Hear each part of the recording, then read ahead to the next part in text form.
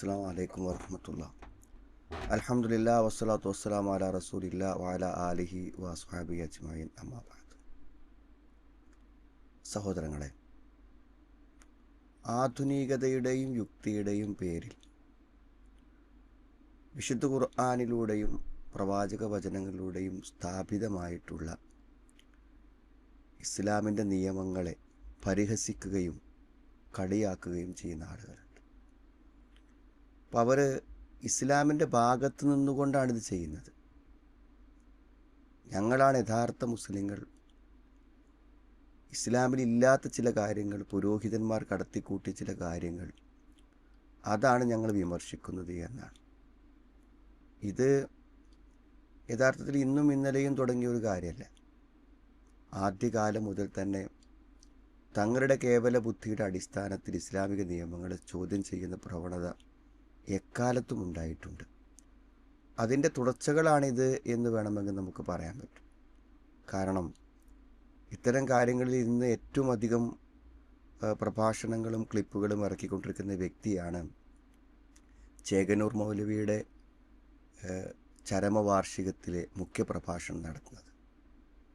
അപ്പോൾ ഇതെല്ലാം ഒരൊറ്റ പരമ്പരയിലും ഒരൊറ്റ ആശയഗതിയിലും തുടർന്നു പോകുന്ന ആളുകളാണെന്ന് മനസ്സിലാക്കാൻ നമുക്കിതുകൊണ്ട് പറ്റും എന്നർത്ഥം. ഇപ്പോൾ പെട്ടെന്ന് ശ്രദ്ധയിൽപ്പെട്ടൊരു കാര്യം ആണ് ഇത് പറയാനുള്ള ഒരു കാരണം. പ്രകൃതിയിലെ ജീവജാലങ്ങളിൽ നിന്നൊക്കെ ഉണ്ടാകുന്ന ശബ്ദങ്ങൾ എത്ര മനോഹരമാണ്. ആ മനോഹരമായ ശബ്ദങ്ങളിൽ നിന്നാണ് യഥാർത്ഥത്തിൽ മ്യൂസിക്കുകൾ ഉണ്ടായിട്ടുള്ളത്. അതുകൊണ്ടത് പ്രകൃതിയിൽ തന്നെ ഉള്ള സംഗതികളാണ്. പിന്നെ എന്തിനാണ് ഈ മനോഹരമായ മ്യൂസിക്കുകളെയും കാര്യങ്ങളൊക്കെ എതിർക്കുന്നത്? ഒരിക്കലും ഇസ്ലാം അങ്ങനെ അതിനെ എതിർക്കാൻ യാതൊരുവിധ സാധ്യതകളുമില്ല എന്നതാണ് അദ്ദേഹത്തിൻ്റെ വാദം. എല്ലാം യുക്തിപരമാണ് ഞങ്ങൾ പറയുന്നത് എന്ന് ചിന്തിക്കുന്ന ആളുകളോട് പറയാനുള്ളത്, സത്യത്തിൽ പ്രകൃതിയിലെ പക്ഷികളുടെയും കിളികളുടെയും നദികളുടെയും ശബ്ദങ്ങൾ മനുഷ്യനെ ആസ്വദിക്കാൻ തന്നെയാണ്. അത് ആസ്വദിക്കുന്നതിന് ഇവിടെ ആരും ഒരു തകരാറും പറഞ്ഞിട്ടില്ല. അതൊക്കെ നമ്മളത് കാണാനും അത് അനുഭവിക്കുവാനും വേണ്ടി പോകുന്ന സമയത്ത് അതത് സന്ദർഭങ്ങളിൽ നമ്മളത് കേൾക്കുകയും അനുഭവിക്കുകയും ആസ്വദിക്കുകയും ചെയ്യുന്നു. അതൊരിക്കലും ഇന്ന് കാലം വരെ ആരെങ്കിലും ഒരു ബഹളമായി, ഒരു ശബ്ദമായി, അല്ലെങ്കിൽ ഒരു ബുദ്ധിമുട്ടായിട്ട് ആരും പറഞ്ഞിട്ടില്ല. ഏറ്റവും അവസാനമായി തമിഴ്നാട്ടിലെ മുഖ്യമന്ത്രി പൊതു ഇടങ്ങളിൽ, ട്രെയിൻ, ബസ് പോലുള്ള സ്ഥലങ്ങളിൽ മ്യൂസിക്കുകളും കാര്യങ്ങളൊക്കെ ഉപയോഗിക്കുന്നതിന് അദ്ദേഹം നിരോധിക്കുന്ന ഒരു പ്രസ്താവന പറയുന്നുണ്ട്. അതൊക്കെ സ്വകാര്യമായി അവനവൻ എന്ത് ചെയ്യുക, ഇയർഫോണും മറ്റും ഉപയോഗിച്ചിട്ട് കേൾക്കണം എന്നാണ്. അത് മറ്റുള്ളവർക്ക് പൊതുശല്യമാവാൻ പറ്റില്ല എന്നാണ് പറയുന്നത്. സത്യത്തിൽ നമ്മുടെ ജീവിതത്തിൽ ഏറ്റവും വിലപ്പെട്ടതാണ് സമയമെന്ന് പറഞ്ഞാൽ, സമയത്തെക്കാളും വിലപ്പെട്ടത് എന്താണുള്ളത്? എല്ലാ കാര്യവും നമ്മൾ പണം നേടുന്നത് നമ്മൾ സമയം കൊണ്ടാണ്, വിദ്യാഭ്യാസം നേടുന്നത് നമ്മൾ സമയം കൊണ്ടാണ്, ജോലി ചെയ്യുന്നത് നമ്മൾ സമയം കൊണ്ടാണ്, ഒരു രോഗിയെ നമ്മൾ ഹോസ്പിറ്റലിൽ എത്തിക്കുന്നത് സമയം കൊണ്ടാണ്. അപ്പോൾ സമയം എന്നതാണ് ഏറ്റവും പ്രഷ്യസായ, ഏറ്റവും വിലപ്പെട്ട ജീവിതത്തിലെ ഏറ്റവും പ്രധാനപ്പെട്ട ഒന്നാണ്. ഇപ്പോൾ നമ്മുടെയൊക്കെ യുവതലമുറ ബുദ്ധിപരമായും ചിന്താപരമായും ഒക്കെ ഏറെ നല്ല കാര്യങ്ങൾക്ക് വേണ്ടി വിനിയോഗിക്കേണ്ട സമയം എല്ലാ സമയത്തും അഡിക്ഷനായി.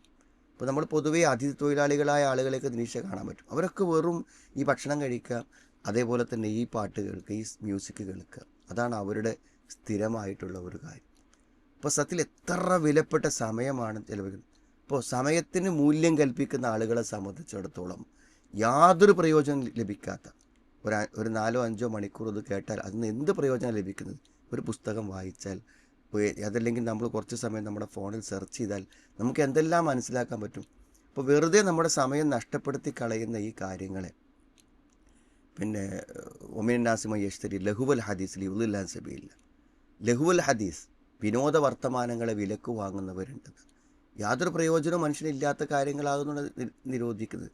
ലയക്കൂനന്ന മിൻ ഉമ്മത്തി, എൻ്റെ ഉമ്മത്തിൽ ചില ആളുകൾ വരും. യസ്തഹില്ലൂനൽ ഹിറ വൽ ഹരീറ വൽ ഹംറ വൽ മആസിഫ്, അവർ വ്യഭിചാരത്തെയും അതേപോലെ തന്നെ പട്ടിനെയും കള്ളിനെയും അതേപോലെ സംഗീതോപകരണങ്ങളെയും സംഗീതങ്ങളെയും അവർ ഹലാലായി അനുവദനീയമാണെന്ന് വാദിക്കുന്ന. ഇപ്പോൾ നബി സല്ലല്ലാഹു അലൈഹി വസല്ലമ വിരോധിച്ചു, അതേപോലെ തന്നെ വിശുദ്ധ ഖുർആൻ ഇതിൻ്റെ വിരോധത്തിലേക്ക് സൂചന നൽകി എന്നതുകൊണ്ടാണ് യഥാർത്ഥത്തിൽ തെറ്റാണെന്ന് പറയുന്നത്. അപ്പം അതാണ് യുക്തിപരമായത്. അള്ളാഹുവിനേക്കാളും വലിയ യുക്തിയും അറിവും ഉള്ളവർ ലോകത്താരുമില്ലല്ലോ. അപ്പോൾ അതുകൊണ്ട് ഇസ്ലാമികമായ കാര്യങ്ങളെ ഇത്തരത്തിൽ അവനവൻ്റെ ബുദ്ധിക്കനുസരിച്ച് ദുർവ്യാഖ്യാനിക്കുന്നത്. ഇപ്പോൾ കഴിഞ്ഞ റമദാനിൽ നമ്മൾ കേട്ടു, അതായത് ലൈലത്തുൽ ഖദർ എന്നത് ഖുർആൻ ഇറങ്ങിയ രാത്രിയാണ്. അപ്പോൾ ഖുർആൻ ഇറങ്ങിയ അന്നേ അതിന് പ്രസക്തിയുള്ളൂ. ബാക്കിയുള്ള റമദാനുകളിലൊക്കെ ലൈലത്തുൽ ഖദർ പ്രതീക്ഷിച്ചിരിക്കുന്നതിൽ എന്താണ് അർത്ഥം എന്നാണ്. നബി സ്വല്ലല്ലാഹു അലൈഹി വസല്ലം പ്രതീക്ഷിച്ചിരുന്നു, നിങ്ങൾ പ്രതീക്ഷിക്കണമെന്നും അതിൻ്റെ പ്രതിഫലത്തെക്കുറിച്ചൊക്കെ ഖുർആൻ ഹദീസും പറയുമ്പോൾ അവിടെ യുക്തി, ഇതാണ് യുക്തി. നേരെ മറിച്ച് ഖുർആൻ ഇറങ്ങുന്ന ആ ഒരു രാത്രി മാത്രമേ അതിന് പുണ്യമുള്ളൂ, അന്നേ പുണ്യമുള്ളൂ എന്നാണ് ഇസ്ലാമിൻ്റെ നിലപാടെങ്കിൽ ഈ ആളുകൾ എന്താ പറയുക, ഈ വിമർശകന്മാരെന്താ പറയുക? ഒരു 80 വർഷത്തെ പ്രതിഫലം ലഭിക്കുന്ന ഒരു രാത്രി, ആ പ്രതിഫലം അന്ന് ആ ഖുർആൻ ഇറങ്ങിയ കാലത്ത് ആൾക്കാർക്ക് മാത്രമേ ലഭിച്ചുള്ളൂ, ഇതെന്ത് നീതിയാണ് എന്നവർ ചോദിക്കൂലേ? പിൽക്കാലത്തുള്ളവർക്കൊന്നും അതില്ല. അന്ന് ജനിക്കാത്തത് നമ്മുടെ കുറ്റാണോ എന്നൊക്കെയല്ല അവർ ചോദിക്കുക. അള്ളാഹുവിൻ്റെ വിശാലമായ കാരുണ്യം കൊണ്ട് അവനതെല്ലാ വർഷത്തേക്കും നിശ്ചയിച്ചു. അതിനെ വിമർശിക്കാൻ അവർ കണ്ടെത്തുന്ന യുക്തിയാണ്. അപ്പോൾ ഇത്തരം യുക്തിയുടെ അടിസ്ഥാനത്തിൽ ധാരാളം കാര്യങ്ങളെ വിശകലനം ചെയ്ത് ഖുർആനെയും ഹദീസിനെയും നിഷേധിക്കുന്ന പ്രവണത വ്യാപകമായിരിക്കണം. സോഷ്യൽ മീഡിയയിൽ ധാരാളമായി അത് ലഭിക്കുന്നു. നമ്മെ സംബന്ധിച്ചിടത്തോളം വിശുദ്ധ ഖുർആനും ഹദീസും ഒരു കാര്യം പറഞ്ഞാൽ അതിൻ്റെ അപ്പുറത്തേക്കൊരു യുക്തിയില്ല, അതാണ് ഇസ്ലാമിൻ്റെ നിയമം എന്ന് അംഗീകരിക്കാൻ നമുക്ക് കഴിയുന്നില്ലെങ്കിൽ നമ്മൾ അള്ളാഹുവിനെയും റസൂലിനെയും അംഗീകരിച്ചു എന്ന് പറയുന്നതിൽ അർത്ഥമില്ല.